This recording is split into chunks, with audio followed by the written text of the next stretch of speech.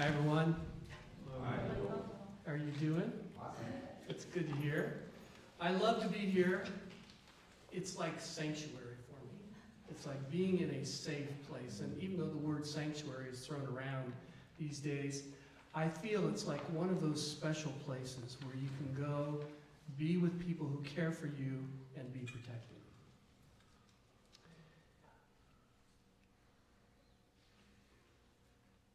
I had a spiritual experience in Italy at the age of 60, and I've shared that before here. I went to Italy and spent 3 months. I had an epiphanal experience, and I spent 3 months teaching. I was teaching abroad. And I was also traveling and seeing the great museums of Italy, and I had never been a great fan of the arts or of that art before. I was a huge fan of performing arts, but not art. And also visited the great cathedrals, and also wandered through Italy and saw the medieval churches and places like that. So when I came back, I found that I had this hunger for spiritual things, to learn spirituality, to become closer to God. And it was so different here. When I was in Italy, I could walk in almost any town and walk inside the cathedral of the church, and it was open. You could go at 2 in the morning, 3 in the morning, 4 in the morning, whenever you wanted to go. You come back here, and it's a lot different. Different place, different situation. Churches were locked, and so you couldn't go in. So I just kept wanting to search and wanting to find. I've never been to the great Church, Labyrinth. I've never been to Grace Cathedral or the great mazes or the great labyrinths of the world. But labyrinths have played a huge part in my life. When I came back, I was searching. I was like a sponge. And if you saw my library at home, all the books, this is at the age of 60 now. This is not when I was younger, going through midlife crisis or anything like that. I was 60. I was older. The books in my bookcase over those 10 years, 13 years since then have all changed to books about spirituality, religion, deep topics, philosophy, etc. So I was searching, and one of the people who I knew very well was Kevin Laughlin. And Kevin, I wish he were here tonight. He's here many, many nights. But Kevin is a person who's a spiritual director, and so I went to Kevin, and I started talking with him about it. And he said, well, let's go to a labyrinth. And so Kevin just lives a few blocks away from the Labyrinth, which is at Boise United Universalist Church, which is down off Chendon. So Kevin was I think he was the very first person who actually took me to a labyrinth, and it's a beautiful one if you ever go there, and allowed me to actually walk in to the labyrinth, spend time there slowly, and walking back out again.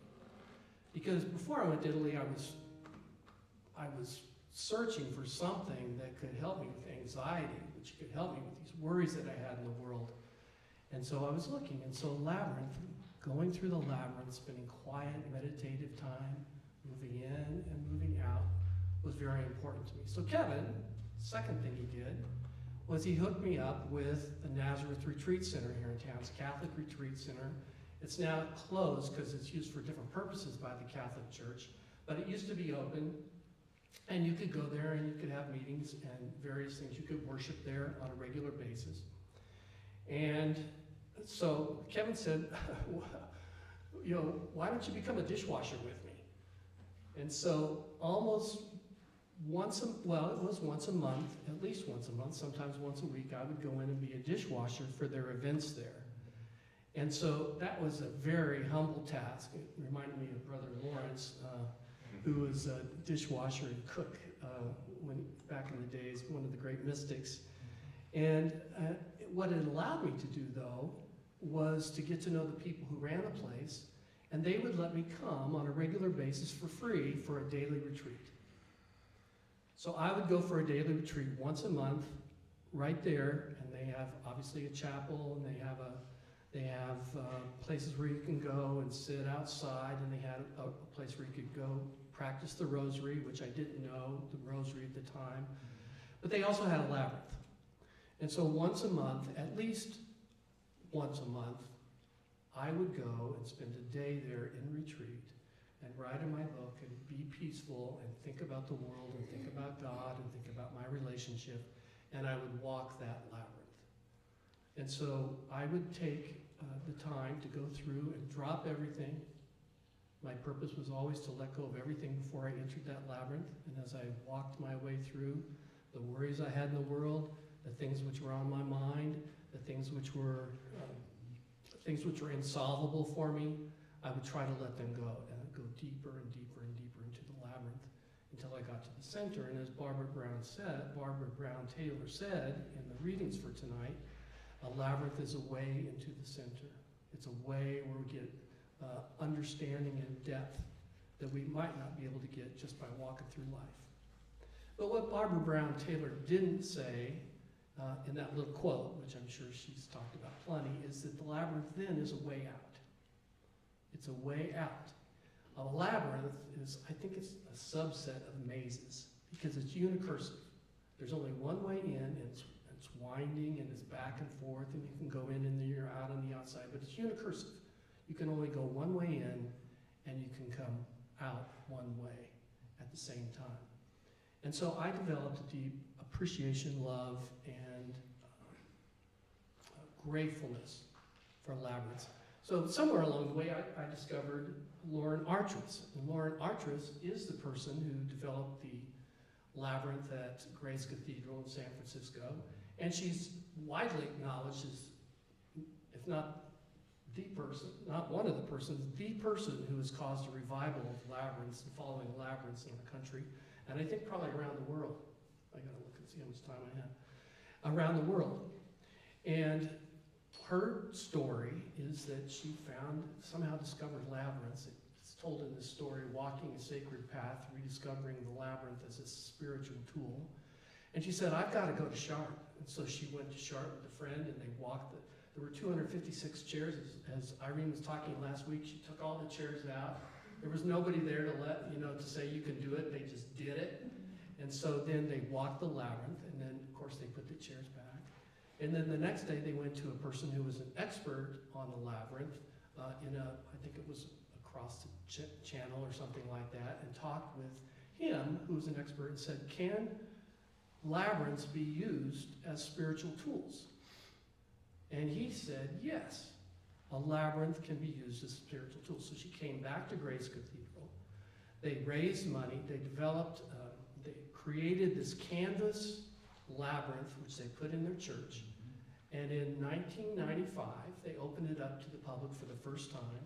And in a little notice in the paper, one notice in the paper, she said that this was going to be open from 6 to 9 o'clock. So many people came that there was a waiting line for the entire 3 hours. She said, I tried to get people to sit down and wait till their turn, but no, everybody wanted to stay up and watch people going through that path of going in and going outside. And then they opened that canvas, they opened up that labyrinth twice a week or twice a month, I can't remember now, for years, until finally they created a more permanent space, and it was open all the time. And now the Grace Cathedral is known for the labyrinths. But I started from humble beginnings. I've been to the labyrinth here at the Botanical Gardens, and the picture I sent to everyone at the Botanical Gardens is a picture that was taken one day when Kevin took me and my good friend Carol McGee, who's sitting in the back, and we've been on all sorts of spiritual adventures together, learning together about spirituality, to that labyrinth. And he took us to the Botanical Gardens, showed us around, and then we walked that labyrinth. And so when I think about labyrinths, I think it's for the humble amongst us, and it's for those who can afford to go to Paris. A couple things finally from Lauren. She says, all of the larger-than-life questions about our presence here on earth and what gifts we have to offer are spiritual questions. All the great questions of life, and think about that, they're spiritual questions. To seek answers to those questions is to seek a sacred path. She says, To live a life of regret is painful and difficult, and here lies the great gift of the Spirit. Now, when I was 60, I was living a life of regret, and, I couldn't let it go. Here lies the great gift of the Spirit. Though we may have lost our way, when we come to that realization, we rediscover the path again, once again. So, she makes the case that walking a labyrinth is the same as the mystical path that people have talked about for generations, centuries, but Evelyn Underhill wrote about mysticism. And when she talks about mysticism, she talks about the threefold path. And the threefold path is purgation, illumination, and union. And then Lauren makes the case that the labyrinth represents the same thing. Purgation is walking down, entering into the labyrinth and letting go and shedding all those obstacles between us and the divine, and walking slowly, meditatively, and being there, reaching the center, which she calls illumination, experiencing, epiphanal, realization, being there, and walking out the path, which she likens to union, and then integrating all of that into our life, that illumination into our life and how we live. And she says at that point, when we take this inner journey that we have for ourselves, is where it starts, the epiphany, and then back to the outer self and the outer life and union with the world, where then we are able to truly, deeply serve. So the labyrinth is something to think about. I'm not sure if we're going to have more sessions on this, but it is a practice. It is a spiritual tool. It's something that we can use to find our way back into a deeper experience of contact with the divine. Now, there's lots of spiritual tools. Prayer, there's contemplative prayer, there's chanting, there's music, there is Bible reading, there's reading deep spiritual works, there's being in communion with other people through groups and conversations and service, one of the best ways. There are many spiritual tools, so we all have to kind of find out what works for us best. But the labyrinth is one. There's one that's free right here at the Botanical Gardens, right here in our city. There's others all around, and we're going to find some ways. Irene was talking about it last week. We're going to find some ways to provide some opportunities for us to learn about labyrinths and to actually walk them in this group and others who might be interested in doing that. So this is sanctuary. This is a journey. It's an inner journey. It's a journey of realization. And it's a journey out again